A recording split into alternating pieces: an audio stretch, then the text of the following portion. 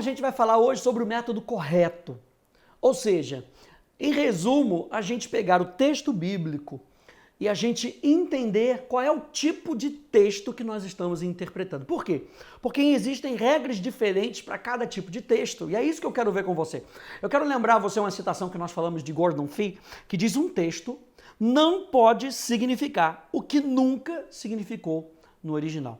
Então nós precisamos fazer isso para que a gente possa explicar para as pessoas. Lembra que nós falamos de exegese, nós falamos de contextualização e nós falamos de homilética. Homilética, a arte da pregação, passar isso para as outras pessoas. Imagina se a gente passar de maneira errada um texto bíblico para as pessoas. Qual é o entendimento que as pessoas vão ter quando elas lerem aquele texto bíblico? Então é muito interessante quando a gente interpreta textos históricos como históricos.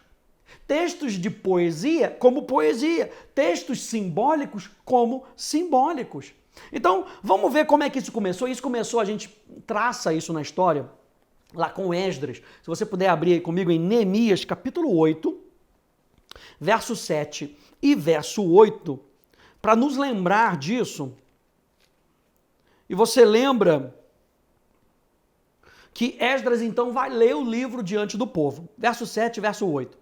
Diz: e Jesua, Bani, Serebias, Jamim, Acube, Sabetai, Odias, Maazéias, Quelita, Azarias, Josabade, Anã, Pelaías e os levitas ensinavam a lei ao povo. E o povo permanecia no seu lugar. Eu acho interessante isso, essa questão do povo permanecer no seu lugar com respeito.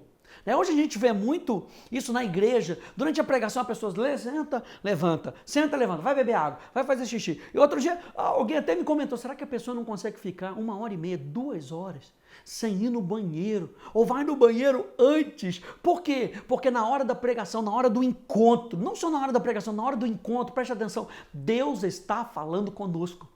E esses levitas aqui estavam ensinando a palavra de Deus e o povo permanecia no seu lugar. Eles iam lendo o livro da lei de Deus, claramente, marque isso na sua Bíblia, claramente, dando explicações, de maneira que o povo entendesse o que lia. Bom, se eles foram lendo claramente e explicando, é porque eles tinham algum entendimento daquilo que eles estavam lendo.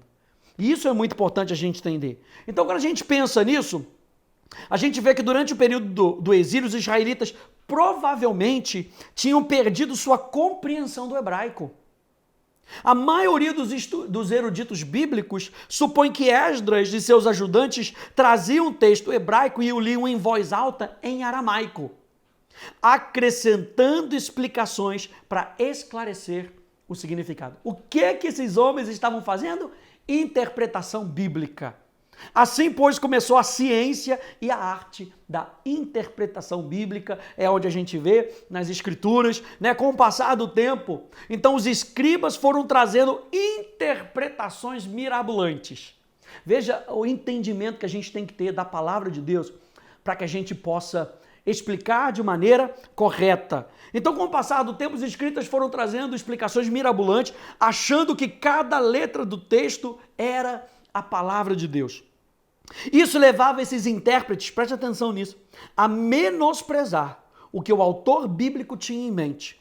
E assim introduziam especulações fantásticas ou fantasiosas no texto bíblico. Por isso, Jesus Cristo confrontava os escribas e fariseus, denunciando que haviam se distanciado ou abandonado a verdadeira interpretação das Escrituras. Por quê? Porque eles pegavam cada vírgula e cada palavra e cada letra e ao invés de interpretar o que estava sendo dito, eles tiravam essas coisas do contexto e por causa das suas próprias astrologias, lembra que nós falamos que a gente não pode ler, e a gente vai tratar sobre isso um pouco mais para frente, exegese. Lia-se no texto o que queria ser entendido. Então, cada palavra, cada vírgula, e era interpretada de maneira tão minuciosa que eles perdiam o foco. O nosso cuidado que a gente tem que ter ao interpretar a Bíblia é não perder o foco. A gente pode ver isso até lá em Mateus capítulo 15. Vai lá comigo, Mateus capítulo 15.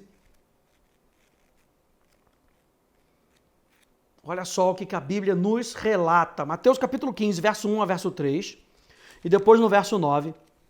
Diz assim: então alguns fariseus e escribas vieram de Jerusalém até Jesus e perguntaram: por que os seus discípulos transgridem a tradição dos anciãos?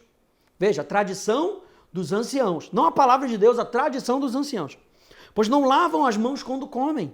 Jesus, porém, lhes respondeu: por que também vocês transgridem o mandamento? Meu Deus do céu, veja, os fariseus estavam falando: por que vocês transgridem as tradições dos anciãos? Jesus volta e dá ali um carrinho muito bem dado: por que vocês transgridem os mandamentos de Deus?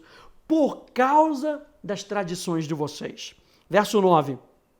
Jesus, lembrando aqui, verso 7, hipócritas, bem profetizou Isaías a respeito de vocês, dizendo: esse povo me honra com os lábios, mas o seu coração está longe de mim. Em vão me adoram, ensinando doutrinas que são preceitos humanos. Por isso que foi importante a gente falar sobre doutrina, porque essa doutrina vinha justamente de um erro de interpretação daqueles fariseus. Eles estavam interpretando tanto, pelo bem de interpretar, que eles criavam tradições em cima das interpretações, e isso invalidava o mandamento de Deus. Os escritores humanos da Bíblia, então, usaram diferentes formas de literatura para comunicar mensagens diferentes em momentos diferentes. Então você tem aí, e a gente vai ver aqui, os tipos de literatura que nós temos na Bíblia. Isso aqui é muito legal, gente. Veja aí, nós temos narrativas históricas. E uma narrativa histórica é o que fornece releituras factuais de eventos reais. A gente vê muito isso no Antigo Testamento. A gente vê isso no livro de Atos, por exemplo.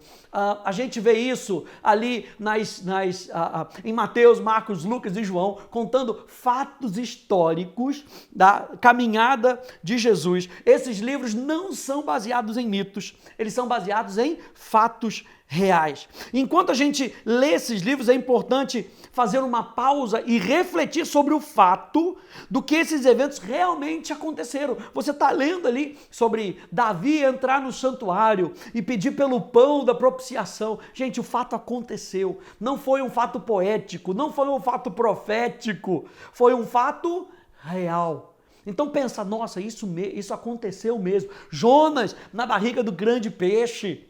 Um fato real.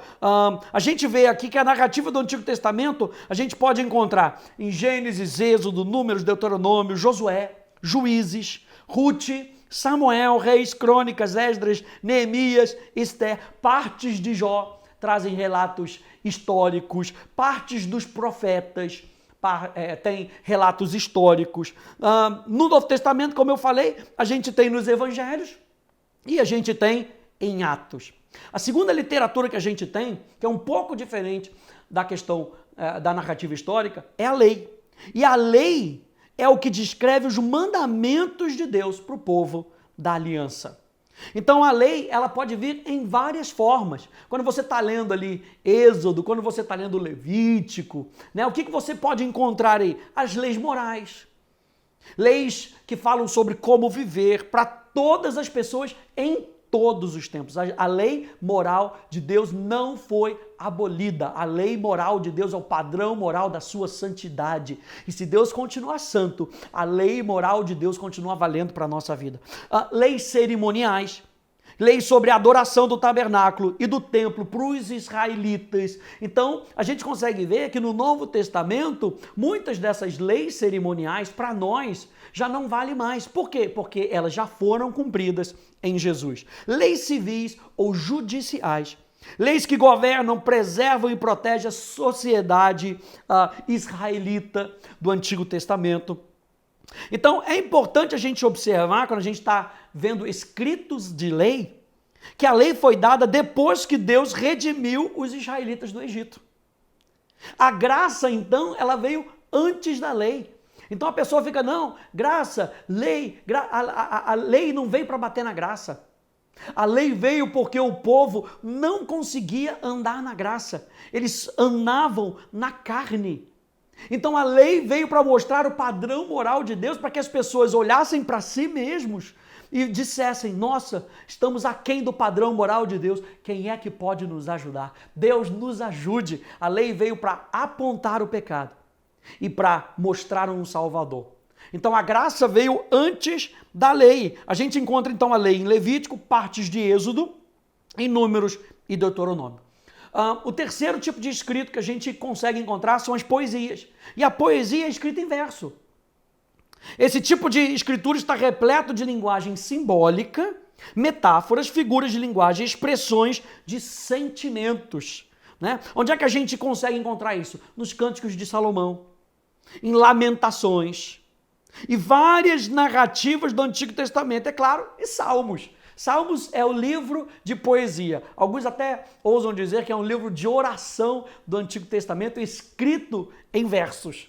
Então tem muita poesia. A gente vai ver sobre o chifre que é exaltado. A gente vê sobre todos esses escritos simbólicos. Mas será que isso aconteceu? A gente tem que entender que quando muitas vezes Davi está escrevendo aquilo, ou um dos autores, porque são vários autores que escreveram salmos, você tem que entender, bom, ele não está falando literalmente, ele não é uma narrativa histórica, é uma narrativa poética. Ah, tá, então deixa eu entender a poesia bíblica para que eu possa fazer melhor uma interpretação. Então, quando a gente lê, por exemplo, os Salmos, até mesmo nos Salmos, eles podem ser caracterizados de várias maneiras. Está aí na sua apostila, você tem, por exemplo, Salmos de Lamentos.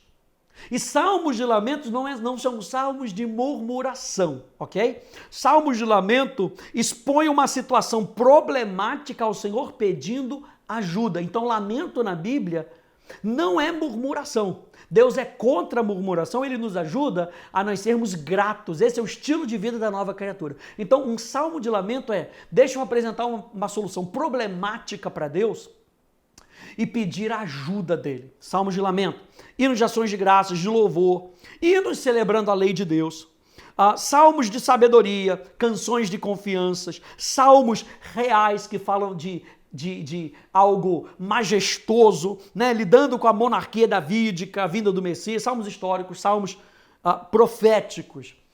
Outro tipo de literatura é a literatura sapiencial.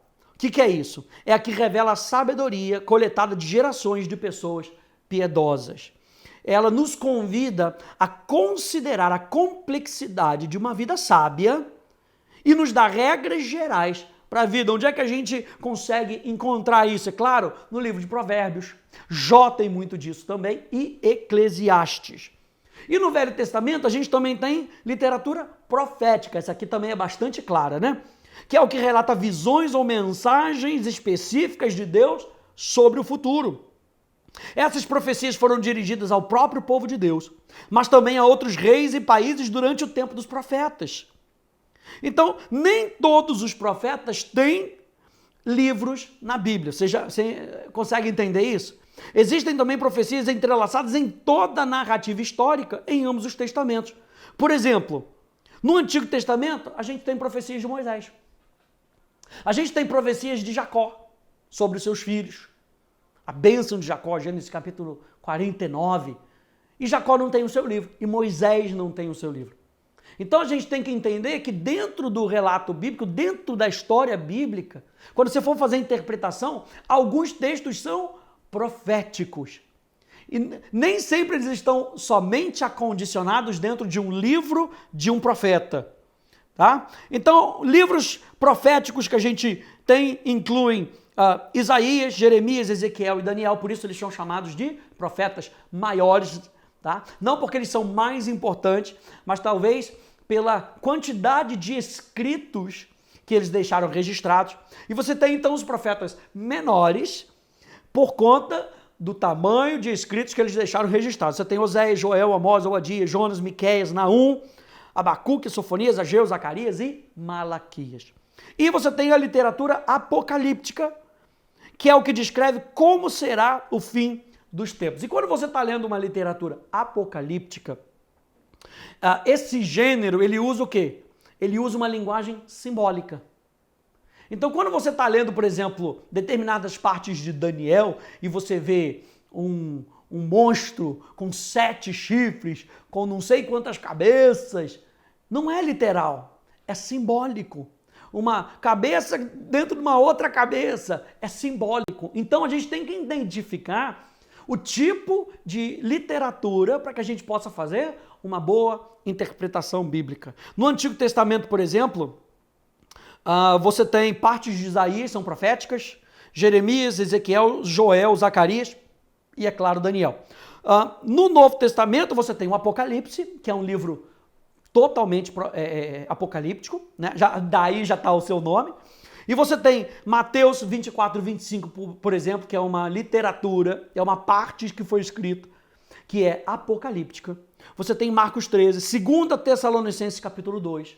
São escrituras apocalípticas. Já para o Novo Testamento, a gente tem os evangelhos, que fazem parte daquela narrativa histórica, que inclui, então, os testemunhos oculares sobre a vida de Jesus. Então, a gente tem Mateus, Marcos, Lucas e João, e cada evangelho tem um autor diferente, tem uma visão diferente. É legal a gente estudar isso. Porque dentro dessas narrativas históricas, você vê que Mateus ele é mais judeu. Então ele não fala o reino de Deus, ele fala o reino dos céus. Geralmente ele fala ali o reino dos céus, por quê? Porque ele é judeu, ele não vai citar o nome de Deus. E aí você tem Lucas falando o reino de Deus. E você tem uma narrativa de Lucas, porque ele estava escrevendo para um povo que provavelmente estava ali à beira de uma apostasia, de voltar atrás. Então você tem vários relatos em Lucas que você não tem em Mateus, porque Lucas queria escrever para um povo diferente, com uma visão diferente, com um motivo diferente. Então quando você lê Lucas com a perspectiva correta, você consegue entender, por isso que ele deixou essa parábola aqui. Por isso que você deixou esse escrito aqui dessa maneira. Isso é muito importante. Você tem então aí as parábolas, né, que você tem muito no Novo Testamento, que são recursos didáticos com vistas a elucidar assuntos teológicos e práticos que tinham implicações práticas para os ouvintes dessas parábolas. Eu deixei aqui uma citação para você, que eu acho que é legal, de Ronnie Ricardo Coutzer. Ele diz o seguinte: as parábolas estão muito presentes nos 3 primeiros livros do Novo Testamento. Jesus as usou em abundância, são 44 as parábolas relatadas por Jesus nos livros sinóticos, Mateus, Marcos e Lucas. O povo judeu era um povo acostumado a contar e ouvir histórias. E Jesus, então, usou as parábolas como um rico recurso didático para ensinar ao povo as verdades do reino de Deus. As parábolas, no entanto, não são fatos reais narrados, mas ilustrações que partiam da vida cotidiana do povo e eram aplicadas por Jesus em seus ensinamentos. Quando ele quis falar, por exemplo, da importância fundamental de se preservar na oração, ele narra a parábola do juiz iníquo, um homem que atende à petição de uma viúva unicamente por causa da insistência dela para com ele. Então ele está falando o quê? Sobre perseverar, sobre não desistir. Olha o relato de Lucas, falando para um povo que estava à beira de apostasia, de abrir mão da sua fé. Não desista da oração. A palavra parábola é originária do vocábulo grego parabolé e significa colocar uma coisa ao lado de outra, uma comparação. Do ponto de vista da hermenêutica, da interpretação bíblica, a ciência da interpretação bíblica é uma narrativa, então a parábola é uma narrativa alegórica, constituída de personagens, coisas, incidentes e atitudes que, através de comparações, facilita a compreensão de realidades que se acham além do nosso entendimento. Mas você acha que só existem parábolas no Novo Testamento? Não, o Velho Testamento também está cheio de parábolas. Eu coloquei para você aqui, então, uma lista das parábolas do Antigo Testamento para poder facilitar a sua interpretação bíblica, o seu estudo, e as parábolas do Novo Testamento. Ali entre o rico e o Lázaro, por exemplo, uma parábola, alguns dizem ser parábola, outros dizem não ser parábola, e eu coloquei também um comentário bíblico para você poder estudar um pouquinho e tirar a sua própria conclusão. O que a gente precisa entender é que, por exemplo, sendo parábola ou não sendo parábola, a questão do rico e do Lázaro, as parábolas contam uma verdade que precisa ser entendida pelo povo. Então, a gente entende que na história do rico e o Lázaro, Jesus usa as expressões do céu, do paraíso, do inferno, que a gente entende que pela palavra de Deus são reais. Então, quando Jesus estava contando, sendo parábola ou não, Jesus estava falando de uma verdade. E essa verdade precisa entrar no nosso coração, mudar a nossa estrutura, a nossa vida, para que a gente possa viver de acordo com aquilo que o Espírito Santo está nos inspirando. Eu vou deixar você, para a gente não alongar muito, vou deixar você com essa citação para você estudar um pouquinho mais. Então, tem todas as parábolas aí. Por fim, então, as epístolas. Novo Testamento, epístolas, a gente tem as epístolas que são escritas na forma de uma carta. Então você tem aí os escritos de Paulo, os escritos de Pedro, que são cartas. Então a gente chama de epístolas, a gente não chama de livros, porque são cartas, né? Então você vê, são 27 livros no Antigo Testamento, 21 delas são epístolas. E aqui tem na sua apostila, né? Paulo escreveu, Pedro escreveu, Tiago escreveu, João escreveu, Judas escreveu e um autor anônimo que escreveu o livro de Hebreus. Bom, a gente vai ficando por aqui e na próxima aula eu quero falar um pouquinho sobre métodos de estudo, alguns métodos que eu acho que podem te ajudar a você interpretar melhor a Bíblia. A gente se vê no próximo vídeo. Tchau, tchau.